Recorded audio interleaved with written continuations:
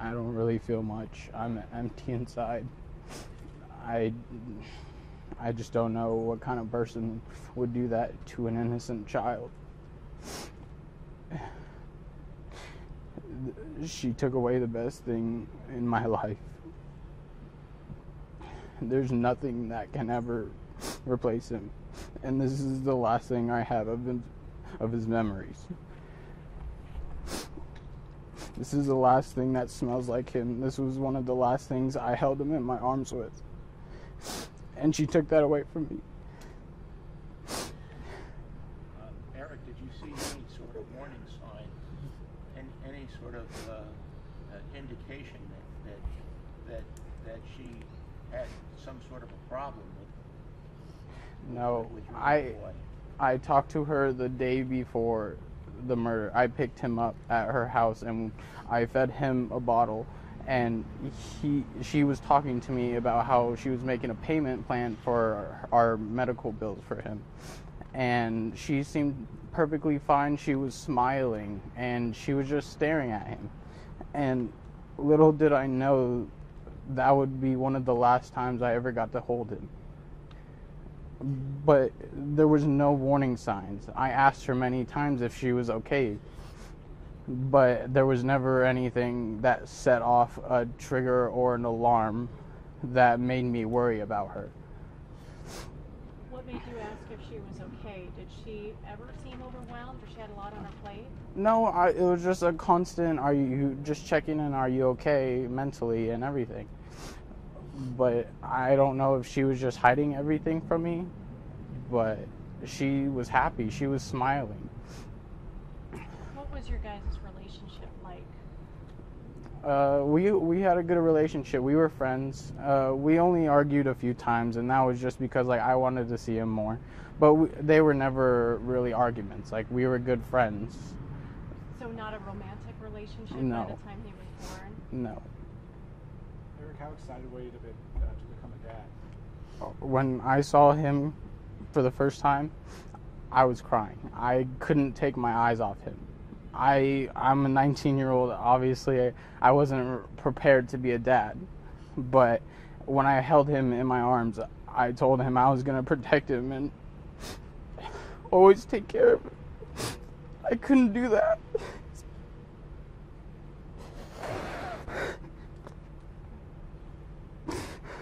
We heard you in court talking about some of the things that you envisioned you would be doing with Rainer in the future. Can you tell us about some of those dreams you had?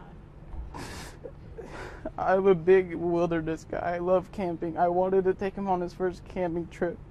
I wanted to teach him how to fish. I wanted to take him to baseball games. I wanted just to drive him to school would be my dream. But now I can't have that.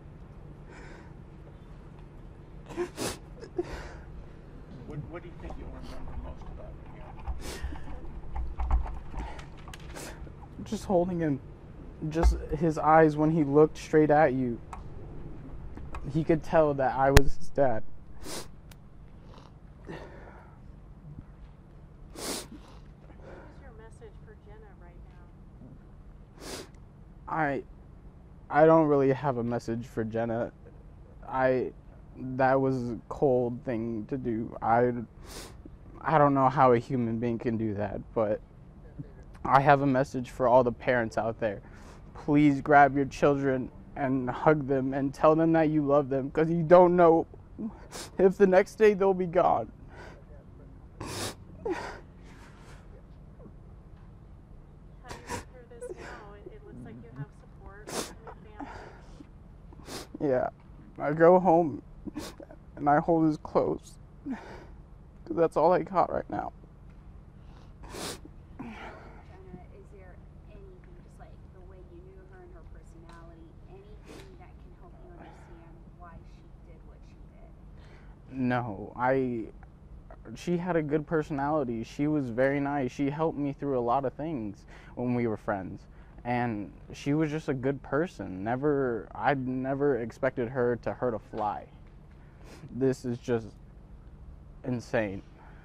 Was she happy with Rainer? Yeah, whenever I came over and saw her, she was always holding him and smiling. Like, I never saw her frown and make a like, or she was mad that she had him. Like, it was always joyful. Have you been able to talk to her? No, I have not. Eric, are you at all interested in finding out why, or does it matter to you at this point? Yes, I do want to know why. Because I was supposed to pick him up 4 hours after she called the police, because he was supposed to spend the night with me that night. So last night, when I knew he was supposed to be in my arms perfectly okay, his mother. Did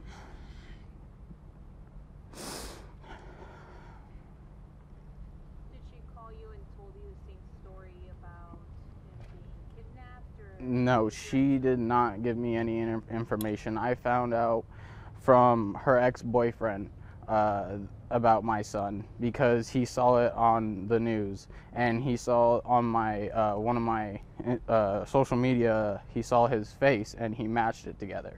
And then so 4 hours after she called and all that happened, I was notified, and it wasn't anyone's fault.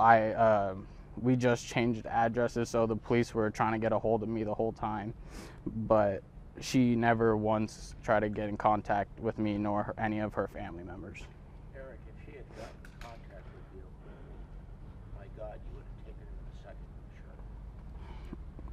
I'm sure. Yeah, if she could have just told me to take him, and I would have taken him and raised him by myself. I didn't. She had so many options out there.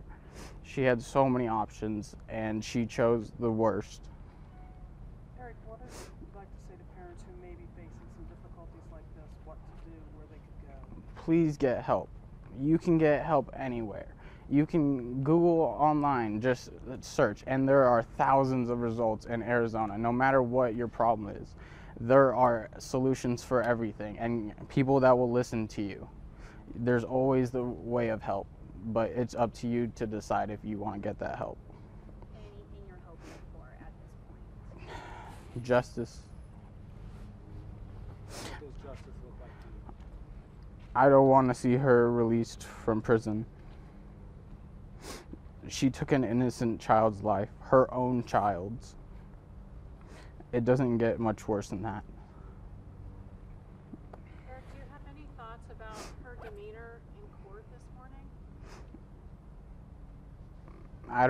The cameras weren't 100% clear, but it showed that she showed very little remorse.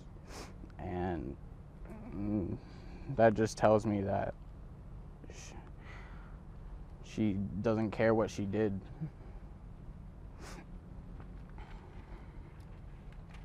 You said you talked about your baby's medical plan. Was he sick at all? No, it was from the hospital bill when he was born.